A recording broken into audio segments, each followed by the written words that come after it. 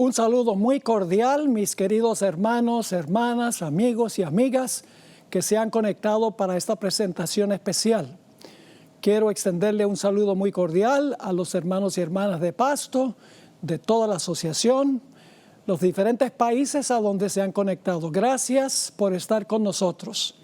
Antes de comenzar nuestro estudio de hoy, que se titula El secreto de la paz, queremos comenzar con una oración. Así que les invito a reflexionar sobre las siguientes palabras. Padre Celestial, gracias te damos por el privilegio ahora de abrir tu santo libro. Lo abrimos con reverencia y con humildad, sabiendo que nuestra sabiduría es muy limitada. Te pido, Señor, que tú estés presente en nuestro medio. Abre mentes y corazones para recibir y practicar lo que enseña tu palabra. Gracias te damos por escuchar y responder esta oración, porque te lo imploramos en el nombre de Jesús. Amén.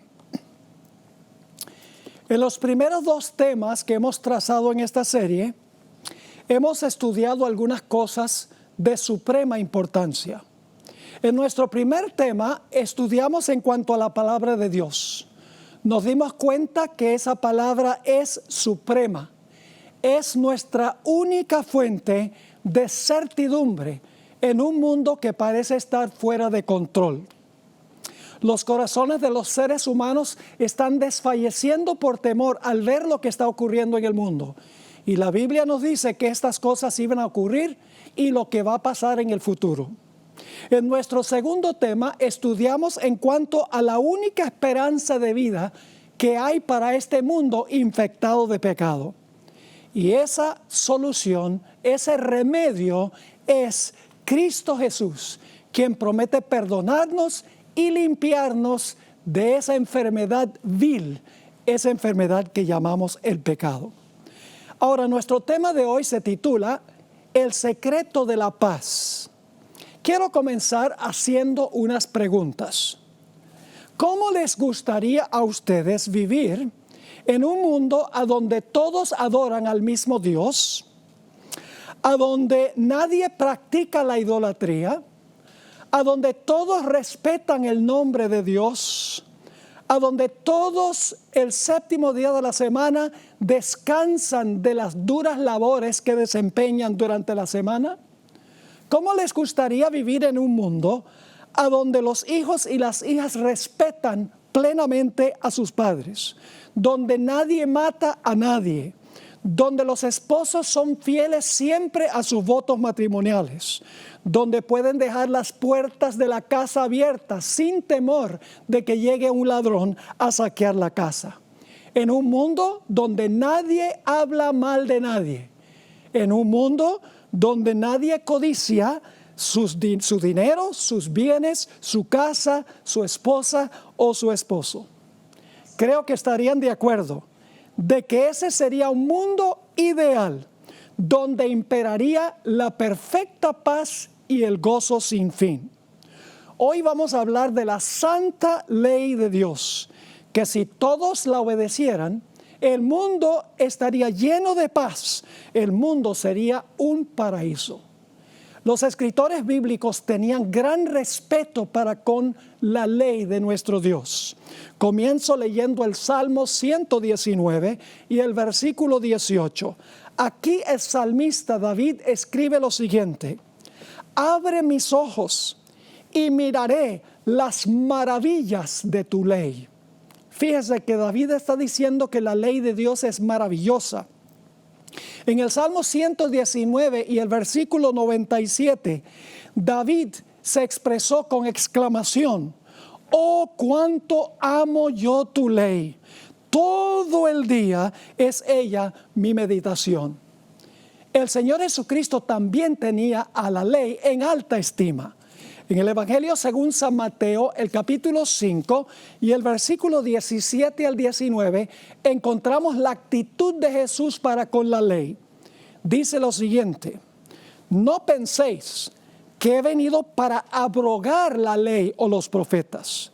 No he venido para abrogar, sino para cumplir.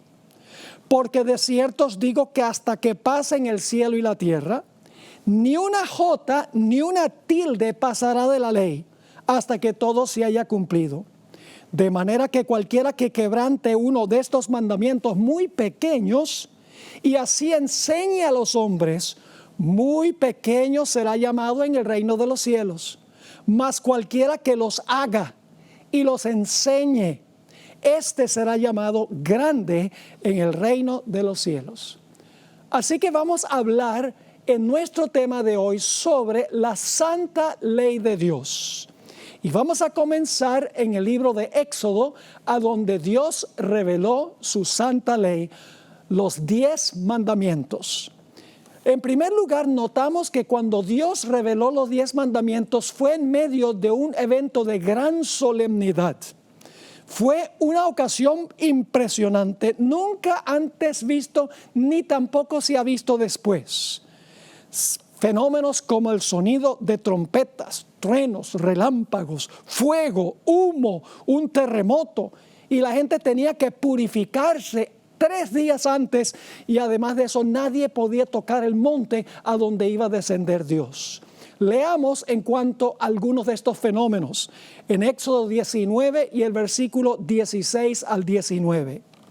Aconteció que al tercer día, cuando vino la mañana, vinieron truenos y relámpagos y espesa nube sobre el monte y sonido de bocina muy fuerte. La bocina es la trompeta.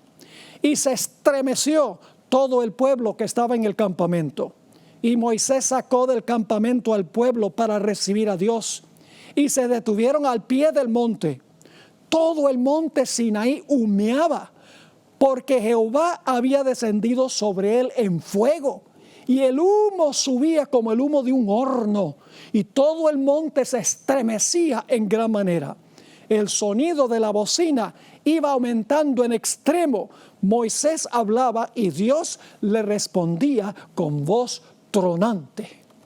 Nunca jamás se había visto un evento como este, ni tampoco se ha visto desde ese entonces.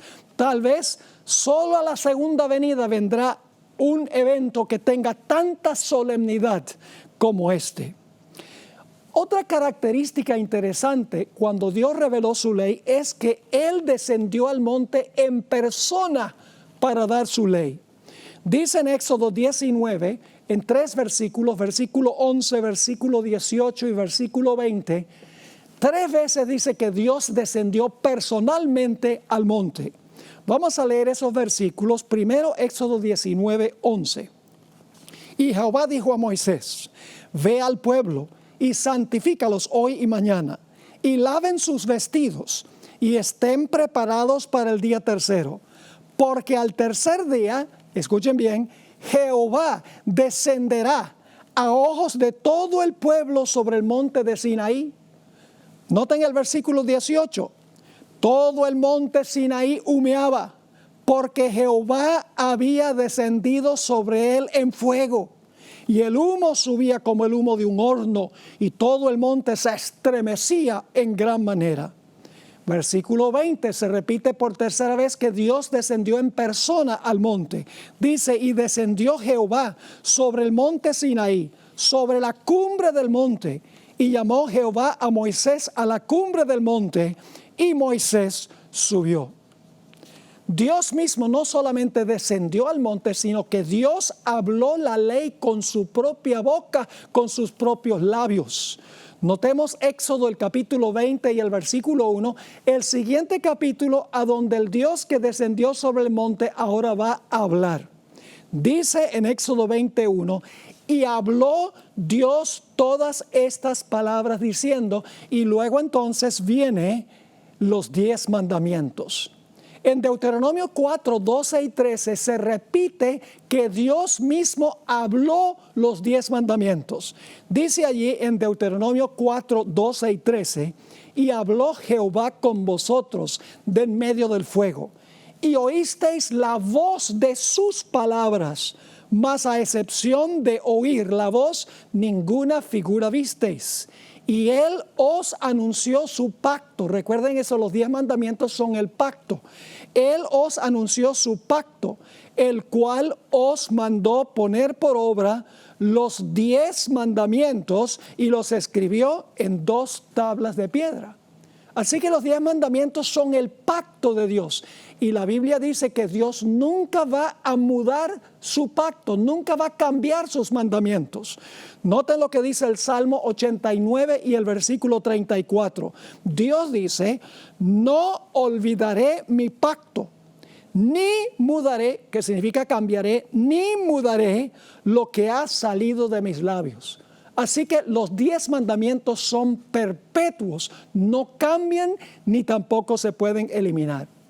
Ahora, los 10 mandamientos son diferentes que el resto de la revelación bíblica. Las otras revelaciones de la Biblia la escribieron seres humanos inspirados por el Espíritu Santo.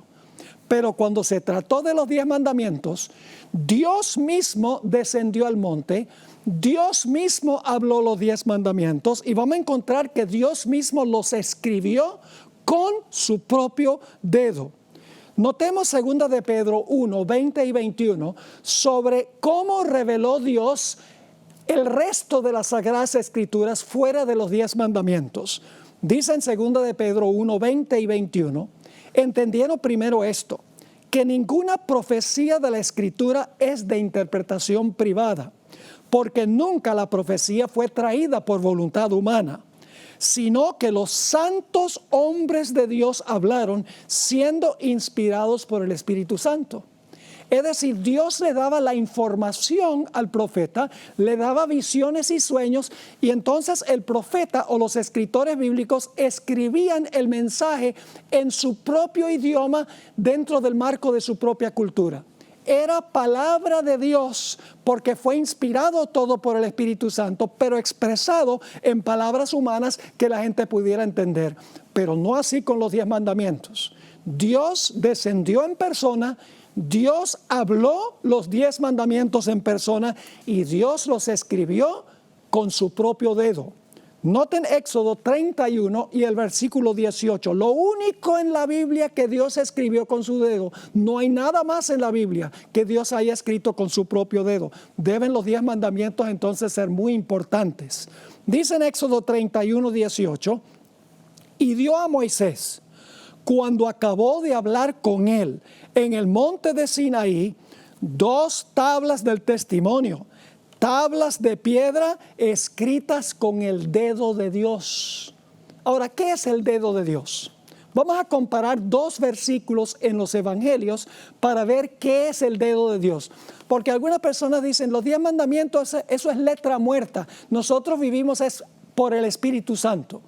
Pero se van a sorprender de que el dedo de Dios es el Espíritu Santo.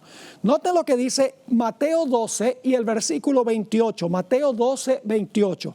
Vamos a comparar 2 versículos que son paralelos, pero expresan una gran verdad en palabras distintas. Dice allí en Mateo 12, 28, Jesús está hablando, pero si yo por el Espíritu de Dios echo fuera los demonios, ciertamente ha llegado a vosotros el reino de Dios. ¿Cómo echaba Jesús los demonios? Por el Espíritu de Dios. Pero ahora notemos Lucas 11 y el versículo 20. Se expresa de una forma distinta. Dice en Lucas 11, 20, mas si por el dedo de Dios yo echo fuera demonios, ciertamente el reino de Dios ha llegado a vosotros. Es decir, Mateo dice que Jesús echaba los demonios por el Espíritu de Dios. Lucas dice por el dedo de Dios. El dedo de Dios es el Espíritu Santo, figurativamente hablando, lógicamente. En Deuteronomio 33 y el versículo 2 dice que Dios escribió los 10 mandamientos en letras de fuego. Y el fuego es símbolo del Espíritu Santo. Noten lo que dice Deuteronomio 33 y el versículo 2. Dijo, Jehová vino de Sinaí y de Seir les esclareció. Resplandeció desde el monte de Parán y vino de entre 10,000 de sus santos con la ley de fuego en su mano derecha. Ahora, Dios escribió los 10 mandamientos en tablas de piedra, en 2 tablas de piedra. Ahora, en la antigüedad, la gente escribía documentos en 2 diferentes clases de material. Muchos escribían en tablas de barro, pero los arqueólogos han descubierto que esas tablas de barro se han roto, se han conseguido fragmentos en diferentes excavaciones arqueológicas. En Egipto y en otros sitios se escribía con papiro, o con lo que nosotros hoy llamamos papel, pero el papiro también con el tiempo se corrompe. Pero Dios grabó los 10 mandamientos no en barro, no en papel o papiro, sino en piedra. Significa que son permanentes, porque la piedra es fuerte y permanente. Noten el Salmo 111 y el versículo 7 y 8. Hablando de las obras de Dios, dice: las obras de sus manos son verdad y juicio. Fieles son todos sus mandamientos, afirmados eternamente y para siempre, hechos en verdad y en rectitud. Noten que los mandamientos, dice aquí, son afirmados eternamente y para siempre, hechos en verdad y en rectitud. Dios escribió los 10 mandamientos con su propio dedo 2 veces. Y ustedes dicen, ¿cómo que 2 veces? Ustedes recuerdan que cuando Moisés descendió del monte Sinaí, la gente estaba practicando idolatría. Esto se relata en Éxodo 32. Y Moisés, enojado, tomó las tablas, con ira santa las tiró y se partieron en 1000 pedazos. Por lo tanto, fue necesario grabar otra vez los 10 mandamientos en tablas de piedra. ¿Quién las escribió la segunda vez? Dios no le encomendó eso a Moisés. Dios mismo lo hizo de nuevo. Dice en Éxodo 34:1, y Jehová dijo a Moisés: alízate 2 tablas de piedra como las primeras, y escribiré sobre esas tablas las palabras que estaban en las tablas primeras que quebraste. Así que Dios por segunda vez no le encomendó esto a ningún ser humano. Dios con su propio dedo volvió a escribir los 10 mandamientos en unas nuevas tablas de piedra. Un dato que mucha gente desconoce es que los 10 mandamientos fueron escritos en ambos lados de las tablas. Es decir, Dios las escribió en la parte de al frente de las tablas y luego en la parte de atrás. Las repitió atrás. Y ustedes dicen, ¿pero por qué, pastor? Vamos a leer el texto, Éxodo 32 y el versículo 15 y 16.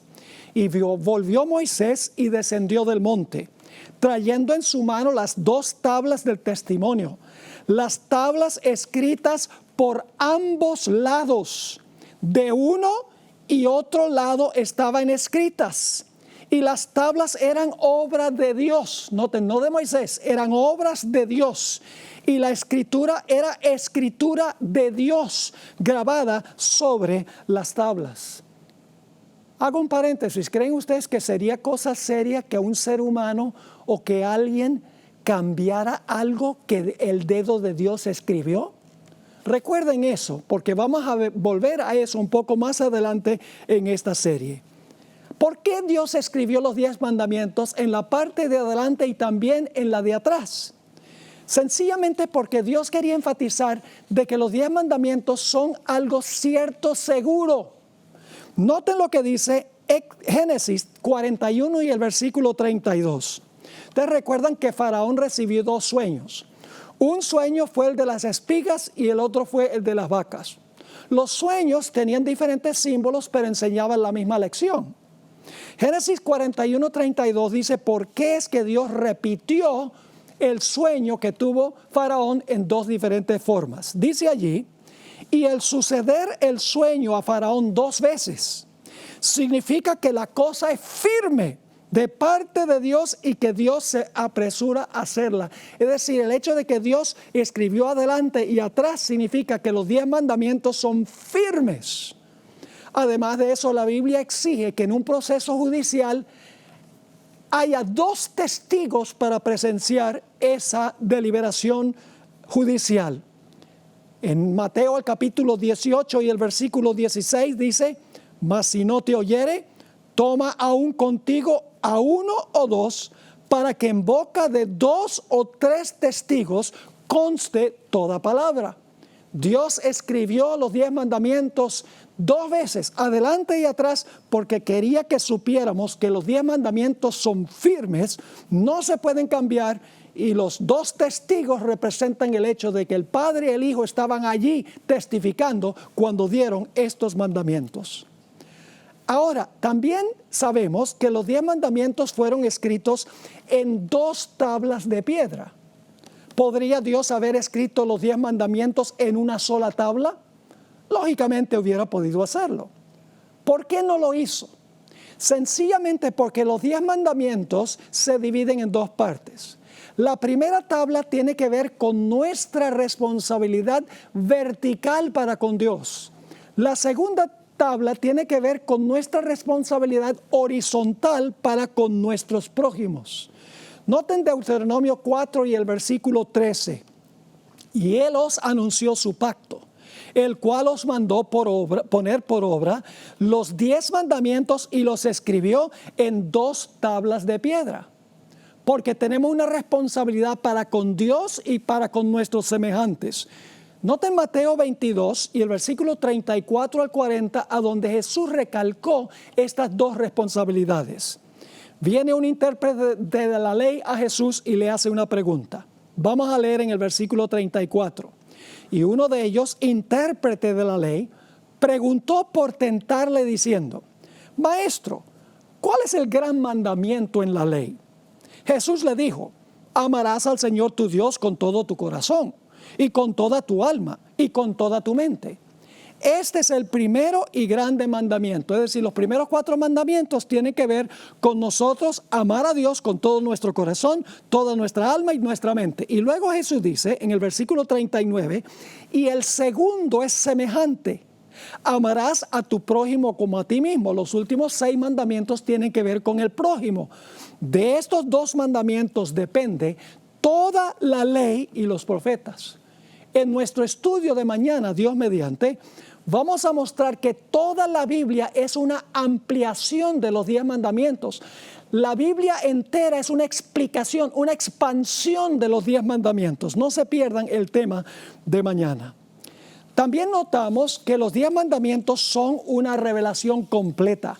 No se les puede añadir ni se les puede quitar. Dice en Deuteronomio 5 y el versículo 22 lo siguiente: estas palabras habló Jehová a toda vuestra congregación en el monte, de en medio del fuego, de la nube y de la oscuridad, a gran voz, y no añadió más. Otro texto que recalca este punto es Eclesiastés 12 y el versículo 13, a donde dice el sabio Salomón, inspirado por el Espíritu Santo: el fin de todo el discurso es este: teme a Dios y guarda sus mandamientos, porque esto es el todo del hombre.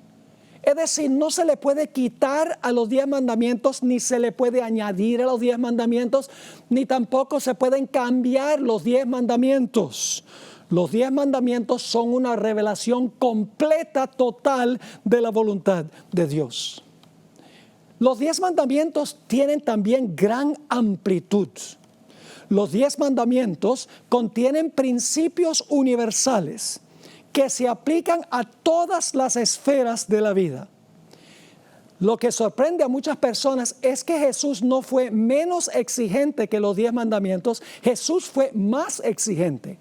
Y ustedes dicen: ¿cómo es eso, Pastor Bor? Noten el Salmo 119 y el versículo 96. A toda perfección he visto fin. Amplio sobremanera es tu mandamiento. Así que el mandamiento de Dios es amplio. Y en el profeta Isaías, el capítulo 42 y el versículo 21, encontramos que cuando el Mesías viniera, Él iba a magnificar y engrandecer la ley. Es decir, iba a expandir el significado de la ley. Dice en Isaías 42, 21, Jehová se complació por amor de su justicia en magnificar la ley y engrandecerla. Jesús no eliminó la ley, lo que hizo magnificarla y engrandecerla. Usemos un par de ejemplos. La gente cree que cometer adulterio significa acostarse con la esposa o el esposo de otro. Jesús lo hizo un poco más complicado. Jesús profundizó lo que significa el adulterio. No eliminó el mandamiento, sino que lo intensificó. Note lo que dice Mateo 5, 27 y 28. Oísteis que fue dicho: no cometerás adulterio. Pero yo os digo que cualquiera que mira a una mujer para codiciarla, es decir, si tú miras a una mujer para codiciarla, ya adulteró con ella en su corazón. Jesús dice, el adulterio no solo es una mala acción, sino que es una mala intención de la mente. Jesús intensificó, expandió el significado del mandamiento, no cometerás adulterio. No lo eliminó. Nosotros pensamos que matar a una persona significa quitarle la vida. Pero en Primera de San Juan, el capítulo 3 y el versículo 15, se expande el significado de este mandamiento. Dice allí, todo aquel que aborrece a su hermano es homicida. Y sabéis que ningún homicida tiene vida eterna permanente en él. La intención de matar a alguien ya se computa por Dios como homicidio. Es decir, la Biblia expande, intensifica y profundiza la ley de Dios, no se elimina. Los 10 mandamientos también son un documento muy bien organizado. Los 10 mandamientos tienen un prólogo o una introducción que se encuentra en Éxodo 20, 1 y 2. Tiene también una bisagra que une la primera tabla con la segunda tabla, y es el mandamiento honra a tu padre y a tu madre. Y tiene también una conclusión que contiene la raíz de todos los pecados que son transgresiones de los 10 mandamientos. Vamos a leer Éxodo 20, 1 y 2, que nos da la motivación para guardar la ley. Los 10 mandamientos no comienzan cuando dicen no tendrás dioses ajenos delante de mí. Tienen un prólogo que es la motivación para guardar los mandamientos. Dice en Éxodo 20, 1 y 2. Y habló Dios todas estas palabras diciendo, yo soy Jehová tu Dios, que te saqué de tierra de Egipto, de casa de servidumbre. Dios dice, yo te libré, yo te saqué de casa de siervos. Y entonces ahora dice, por lo tanto, guarda mi ley. No tengas dioses ajenos delante de mí, etcétera. Los 10 mandamientos contienen también un puente entre la primera tabla y la segunda tabla. Éxodo 20, 12 dice, honra a tu padre y a tu madre, para que tus días se alarguen en la tierra que Jehová tu Dios te da. Y claro, eso incluye nuestro Padre terrenal y nuestro Padre celestial. Y también el 10º mandamiento es un resumen que nos dice cuál es la raíz de todos los pecados. Dice en Éxodo 20 y el versículo 17, no codiciarás la casa de tu prójimo, no codiciarás la mujer de tu prójimo, ni su siervo, ni su criada, ni su buey, ni su asno, ni cosa alguna de tu prójimo. Esto lo estudiaremos un poco más detenidamente en el tema de mañana. Ahora, en Santiago el capítulo 2 y el versículo 10 dice que cuando transgredimos un mandamiento, los estamos transgrediendo todos. Dice allí en Santiago 2 y el versículo 10, porque cualquiera que guardare toda la ley, pero ofendiere en un punto, se hace culpable de todos. Tenemos una ilustración de esto en el caso de Eva, y tomemos nada más los últimos 6 mandamientos. Yo pregunto, ¿deshonró Eva a su Padre Celestial al comer del árbol? Sí, ese sería el 5º mandamiento. ¿Introdujo Eva la muerte al mundo? Sí, porque tentó a Adán y luego a través de Adán entró la muerte al mundo. ¿Tuvo Eva otro amante espiritual, por así decirlo, que no era Dios? Sí, escogió a Satanás. ¿Robó Eva lo que no era suyo? Sí, robó el fruto que era solo de Dios.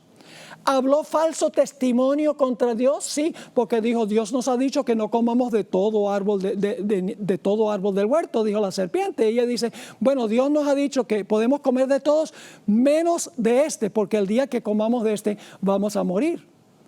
Es decir, Eva le agrega que Dios dijo, no puedes comer del árbol, ni siquiera lo puedes tocar. Dios no había dicho que no lo podían tocar. Palabras de la serpiente. Ahora Eva responde, Dios nos ha dicho que no debemos comer del árbol ni debemos tocarlo para que no muramos. Le agregó a la palabra de Dios, habló falso testimonio, puso palabras en la boca de Dios que Dios no había hablado. Ahora, en el centro de la ley se halla el sello que identifica la autoridad que dio la ley. se han desenterrado pactos antiguos en las naciones circundantes a Israel. Esos pactos son un convenio entre un rey mayor y un rey vasallo. Los escritos de ese pacto están en tablas de barro. Las tablas de barro están escritas por ambos lados, es decir, el pacto se escribe en la parte de adelante y se escribe en la parte de atrás. Y mientras el barro estaba suave, el rey grande tomaba su sello e imprimía en el barro mojado el sello, un sello bien grandote en el centro de la tabla. Y claro, cuando se ponía el sello en el centro de la tabla, borraba algunos de los escritos del pacto. Así que volvían a escribir otra vez atrás el pacto para que se pudiera ver que el pacto tenía el sello y pudieran también leer todo el pacto en el lado contrario de las tablas. Quiero que recuerden esto porque vamos a volver a eso más adelante. Ahora, Israel tenía diferentes clases de leyes. Tenían leyes civiles que se aplicaban solo a ellos. Mantenían una sociedad ordenada. Tenían leyes de salud, principios que no cambian, porque la fisiología del ser humano es siempre igual. Tenían leyes rituales que apuntaban hacia varias funciones que iba a desempeñar Jesús cuando viniera a esta tierra. Y luego está la ley moral, los 10 mandamientos que contiene principios que son universales y que son eternos. Las leyes rituales o ceremoniales se establecieron después del pecado, mientras que los 10 mandamientos son eternos. En Génesis 2 y el versículo 15 al 17 tenemos un mandato moral de Dios. Dice: tomó pues Jehová Dios al hombre y lo puso en el huerto de Edén para que lo labrara y lo guardase. Y mandó Jehová Dios al hombre diciendo: de todo árbol del huerto podrás comer, mas del árbol de la ciencia del bien y del mal no comerás, porque el día que de él comieres, ciertamente morirás. Era un mandato moral de Dios: no coman del árbol de la ciencia del bien y del mal. Pero todos sabemos que Adán y Eva comieron de ese árbol. Y el primer resultado de comer del árbol fue desnudez. Se vieron desnudos y se taparon con hojas de higuera. Pero encontramos en Génesis que Dios les quitó las hojas de higuera. ¿Y cómo cubrió Dios la vergüenza de su desnudez? Génesis el capítulo 3 y el versículo 21 nos dice cómo Dios cubrió la vergüenza de su desnudez. Dice: y Jehová Dios hizo al hombre y a su mujer túnicas de pieles y los vistió. Ahora yo pregunto, para conseguir la piel de un animal, ¿qué tiene que suceder con el animal? El animal tiene que morir. Es decir, que hubo sacrificio probablemente de 2 animales, porque dice pieles, porque Adán y Eva habían pecado. Es decir, la ley de sacrificios vino como consecuencia del pecado. La ley ritual no existía antes del pecado porque no había muerte, era innecesaria. Hay una distinción clara entre los 10 mandamientos y las leyes rituales y ceremoniales. No son lo mismo. Ahora, ¿cómo sabemos esto? En la Biblia nos dice que las leyes ceremoniales eran colocadas fuera del arca del pacto, mientras que la ley moral de los 10 mandamientos se colocó dentro del arca del pacto. 2 lugares distintos. Dice en Deuteronomio 31 y el versículo 24: y cuando acabó Moisés de escribir las palabras de esta ley en un libro. ¿A dónde escribió Moisés todo lo demás que tiene que ver con ceremonias y ritos? Dice: escribió en un libro hasta concluirse. Dio órdenes Moisés a los levitas que llevaban el arca del pacto de Jehová, diciendo: tomad este libro de la ley y ponedlo al lado del arca del pacto de Jehová vuestro Dios, y esté allí por testigo contra ti. Así que noten, dice aquí que la ley de los ritos y ceremonias, la ley ceremonial o ritual fue colocada al lado del arca, pero la Biblia nos dice que los 10 mandamientos fueron colocados dentro del arca del pacto. Ahora necesitamos entender que el pecado es mucho más que transgredir un código escrito. El pecado es contra personas, no contra un código de letra muerta. El pecado es contra Dios, porque la ley revela en forma escrita el carácter de Dios. Notemos algunos ejemplos bíblicos de donde dice que el pecado es contra Dios, porque la ley no oye, la ley no siente, la ley no llora, es decir, la ley escrita, el que llora es Dios. Y los 10 mandamientos son un reflejo escrito de cómo es Dios en su carácter.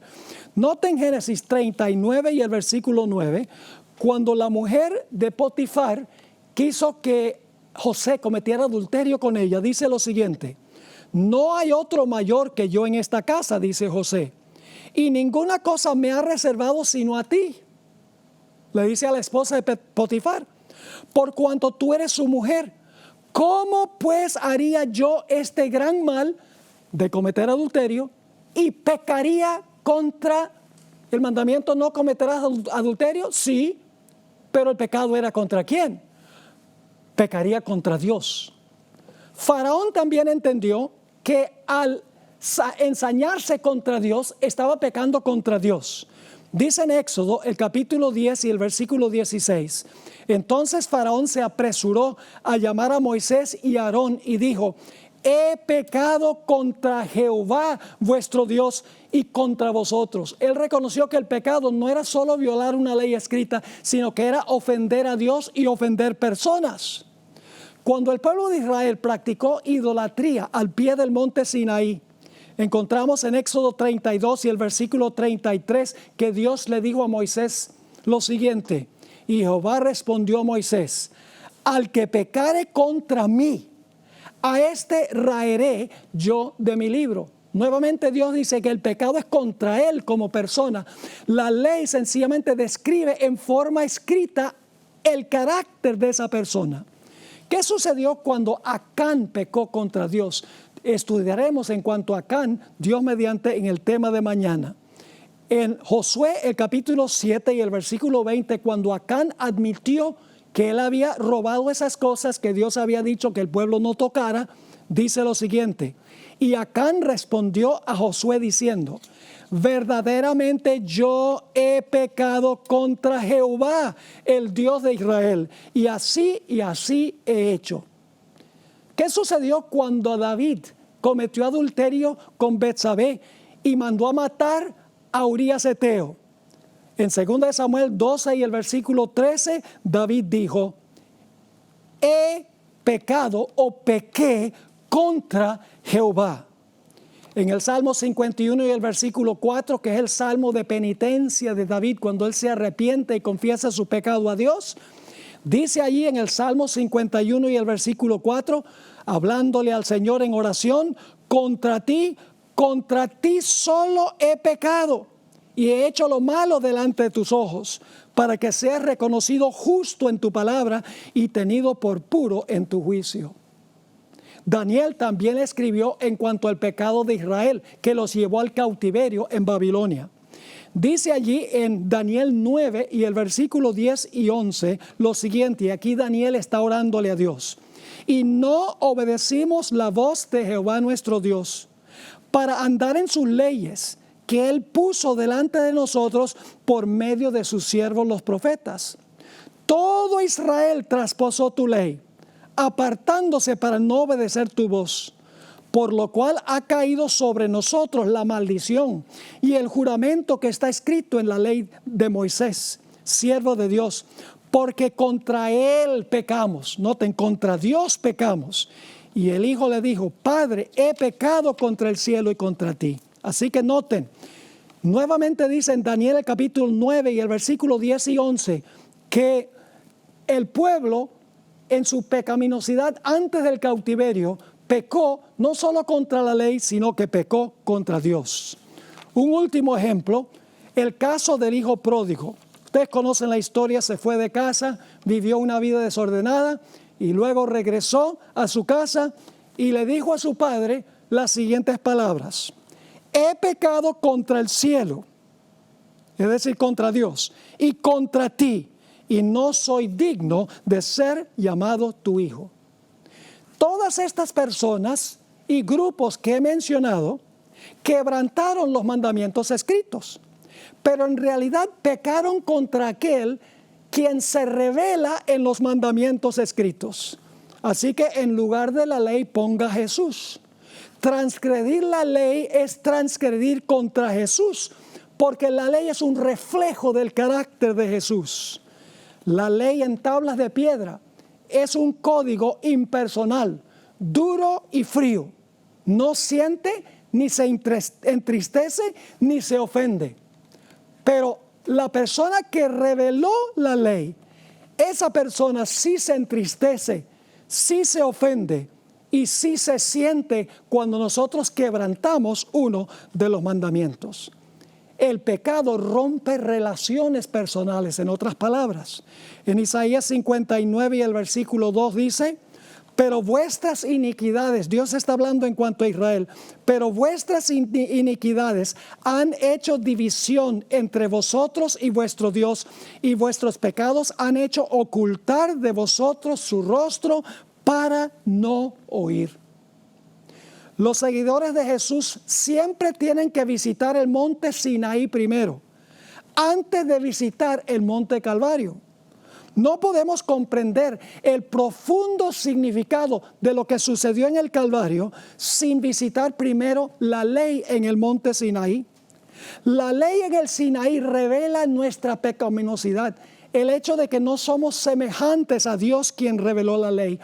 El Calvario revela la cura para aquellos que vienen a Jesús. Es decir, la ley en el Sinaí nos muestra nuestro pecado y nuestra necesidad. El Calvario muestra la cura del pecado. Déjenme darles un ejemplo. Una persona va a un médico y está teniendo problemas en un lado de su cuerpo y le dice: doctor, necesito por favor que me examine porque tengo dolor en el lado derecho de mi cuerpo. Y el médico hace exámenes, diagnostica lo que la persona tiene y viene y le dice: mira, siento mucho decirte que tienes cáncer. Sería una terrible noticia. Y luego el médico le dice: mira, yo soy un médico que diagnostica la enfermedad, pero yo no tengo forma de curar la enfermedad. Yo sencillamente determino qué enfermedad tiene la gente. Pero yo conozco un médico que es experto en curar el cáncer. Así que te voy a mandar allá al otro médico que te va a ayudar a curarte de tu cáncer. Yo pregunto, ¿dónde radica el problema? El problema radica con el médico que le dijo al hombre que tenía cáncer: ¿se va a resolver el problema al matar al diagnosticista? Claro que no. Sin embargo, muchas personas dicen, se resuelve el problema del pecado matando la ley. Pero la ley lo que hace es diagnosticar la enfermedad que tenemos y nos dice: no, yo no te puedo sanar, pero sí conozco a uno que te puede sanar, el que está revelado en la ley, Cristo Jesús. Es decir, la ley nos manda a Cristo Jesús como solución de nuestro problema. ¿Qué es lo que quiere hacer Dios con nosotros? Dios es el gran cardiólogo celestial. Dios no cambia válvulas. Dios no hace bypass. Dios no mete marcapasos en un corazón viejo. Dios solo hace una clase de operación: trasplantes. Leamos Ezequiel, el capítulo 36 y el versículo 26 y 27. Ezequiel 36, 26 y 27. Dios promete: os daré corazón nuevo y pondré espíritu nuevo dentro de vosotros. Y quitaré de vuestra carne el corazón de piedra. Ese es el corazón egoísta, el corazón pecaminoso, el corazón que hace lo que quiere, el corazón que viola la ley de Dios. Es decir, Dios dice: quitaré de vuestra carne el corazón de piedra y os daré un corazón de carne, es decir, un corazón tierno. Y pondré dentro de vosotros mi espíritu. Y haré que andéis en mis estatutos y guardéis mis preceptos y los pongáis por obra. Porque cuando Dios pone su ley en el corazón, cuando ha cambiado nuestro corazón, será un deleite obedecer a Dios. Y ustedes dicen, ¿cómo es que yo puedo crecer una vez que Dios me ha dado un nuevo corazón? Porque cuando yo recibo a Cristo Jesús como Salvador, yo recibo un nuevo corazón. Pero luego, paulatinamente, Dios quiere escribir su ley en ese nuevo corazón que me ha dado. ¿Y cómo sucede eso? ¿Cómo llego a reflejar el carácter de Jesús que se haya revelado en los 10 mandamientos? Dice en 2 Corintios 3:18 lo siguiente: por tanto, nosotros todos, mirando a cara descubierta como en un espejo la gloria del Señor, somos transformados de gloria en gloria en la misma imagen como por el Espíritu del Señor. Mientras contemplamos a Jesús, somos cambiados a semejanza e imagen de Jesús. Mientras estamos escuchando música mundana y estamos viendo las películas donde se enfatiza la infidelidad matrimonial, donde se enfatiza el espiritismo, a donde se enfatiza la violencia, somos transformados a imagen de lo que estamos viendo. Pero cuando contemplamos en la palabra Jesús diariamente, pasando tiempo con Jesús en su palabra, especialmente los evangelios, somos transformados a imagen de Jesús. Entonces Dios escribe su ley en nuestro corazón. En Jeremías 31 y el versículo 31 al 34, encontramos las siguientes hermosas palabras en cuanto al nuevo pacto. He aquí que vienen días, dice Jehová, en los cuales haré nuevo pacto con la casa de Israel y con la casa de Judá. No como el pacto que hice con sus padres el día que tomé su mano para sacarlos de la tierra de Egipto, porque ellos invalidaron mi pacto, aunque yo fui un marido para ellos, dice Jehová. Es decir, la culpa la tenían ellos, el pueblo, no Dios. Versículo 33. Pero este es el pacto que haré con la casa de Israel después de aquellos días, dice Jehová.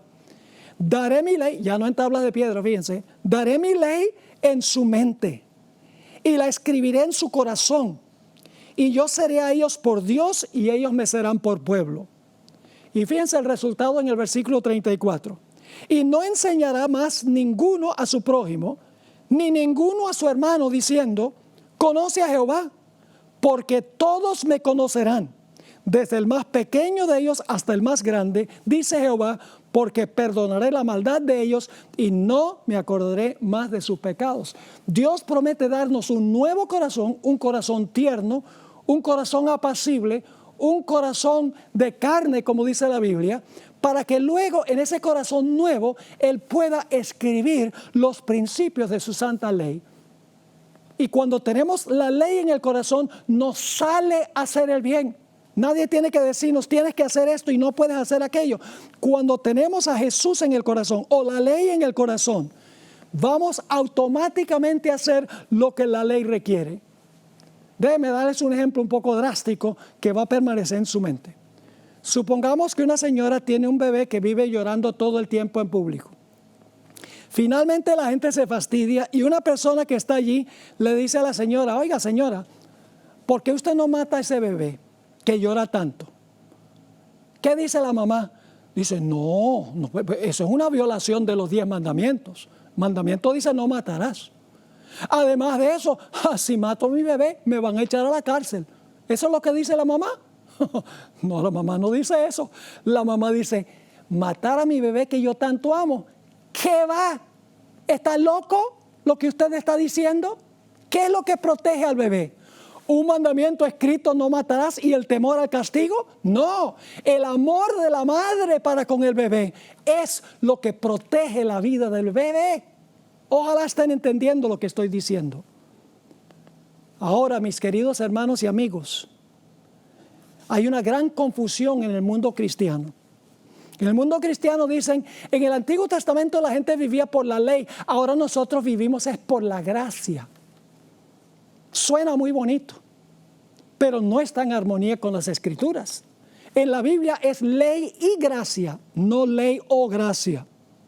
Vamos a anotar Romanos el capítulo 3 y el versículo 28 y el versículo 31. Pablo sabía que algunos cristianos iban a decir que ya no necesitamos la ley ni necesitamos hacer buenas obras porque Cristo lo hizo todo por nosotros. Noten Romanos 3 y el versículo 28 y luego el versículo 31. Concluimos pues, dice Pablo, que el hombre es justificado por fe sin las obras de la ley. Y entonces algunos dicen, ve, somos justificados por fe sin las obras, así que las obras no importan. Pablo sabía que iban a usar ese argumento. Dice en el versículo 31, luego por la fe invalidamos la ley en ninguna manera, sino que confirmamos la ley. Otro texto que muchas veces usan los cristianos para decir que no es necesario guardar la ley. Bueno, sí, debemos tratar de hacerlo, pero en realidad no importa, lo que importa es Cristo. Es Romanos 5 y el versículo 20, donde dice, pero la ley se introdujo para que el pecado abundase, mas cuando el pecado abundó, sobreabundó la gracia. Y yo he escuchado a algunos cristianos decir, mientras más pecamos, más gracia tenemos. El apóstol Pablo sabía que la gente iba a decir eso. Y por lo tanto, en Romanos el capítulo 6, el versículo 1 y 2, enseguida después dice Pablo, ¿qué pues diremos? ¿Perseveraremos en el pecado para que la gracia abunde? En ninguna manera, porque los que hemos muerto al pecado, ¿cómo viviremos aún en él? Otro texto es el favorito de todos los tiempos, de los que dicen que no hay que guardar la ley, es Romanos 6 y el versículo 14. Donde dice, porque el pecado no se enseñoreará de vosotros, pues no estáis bajo la ley, sino bajo la gracia. Y eso lo usan los cristianos mucho. Dicen, yo no estoy bajo la ley como ustedes los adventistas, yo estoy bajo la gracia. Pablo sabía que ese argumento lo iban a usar los cristianos. Y por lo tanto, en Romanos 6:15, el siguiente versículo, Pablo dice, ¿qué pues? ¿Pecaremos porque no estamos bajo la ley, sino bajo la gracia? En ninguna manera. Mis queridos hermanos y amigos, si nosotros amamos a Jesús, vamos a querer espontáneamente complacerlo. Vamos a querer reflejar su carácter que se encuentra escrito en los 10 mandamientos. De nada vale eliminar los 10 mandamientos que diagnostican nuestro pecado. Tenemos que permitir que los mandamientos muestren nuestro pecado para entonces ir a Jesús, para que el Señor Jesucristo nos dé su gracia y nos perdone. En Juan 14:15 el Señor Jesucristo dijo, si me amáis, guardad mis mandamientos. En 1 Juan el capítulo 2 y el versículo 3 y 4 encontramos estas palabras escritas a aquellas personas que profesan seguir a Jesús. Y en esto sabemos que nosotros le conocemos si guardamos sus mandamientos. ¿Cómo sabemos que le conocemos? Si guardamos sus mandamientos. El que dice yo le conozco y no guarda sus mandamientos, el tal es mentiroso y la verdad no está en él. Permítame darles una ilustración para concluir, para que puedan entender la relación de la ley y la gracia. Hace algunos años yo tuve un culto de oración un miércoles en la noche en la iglesia que pastoreé. Cantamos y oramos y estudiamos la palabra. Fue un tiempo pero lleno de gozo y felicidad. Cuando yo salí de ahí, salí contentísimo. Me monté al carro, di la vuelta a la esquina, una vuelta a la izquierda, iba en las nubes, excediendo el límite de velocidad. El límite de velocidad eran 40 millas por hora, yo iba tal vez 55 o 60.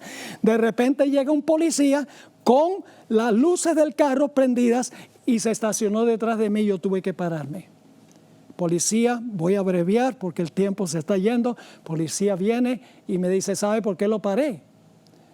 Yo dije, bueno, yo sospecho que sí. Estaba excediendo velocidad, ¿verdad? Él dijo, sí, estaba excediendo velocidad. Y entonces me dijo, ¿qué hace usted? Yo dije, mire, yo soy pastor. Y le conté que habíamos tenido un culto de oración maravilloso y que tenía la mente en las nubes.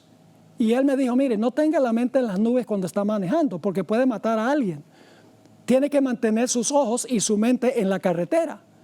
Y entonces me dijo, yo veo que usted está arrepentido de lo que hizo. Así que yo voy a hacer algo. Por esta vez yo le voy a perdonar esta multa, no le voy a dar la multa. Ay, ustedes no se pueden imaginar cómo sentí yo en el corazón. Dije, qué maravilloso este policía, mire que me dio gracia el policía. Y se fue, y yo me fui libre, no tuve que pagar la multa. Y después me puse a pensar, el policía no hizo bien. lo que hizo el policía no fue gracia. Y usted, ¿cómo que no, pastor? Claro que fue gracia. No fue gracia. La función del policía era ponerme la multa. Él es un oficial de la ley. Su función es, si se viola la ley, hacer que la gente pague la multa. Y el problema es que la multa nunca se pagó.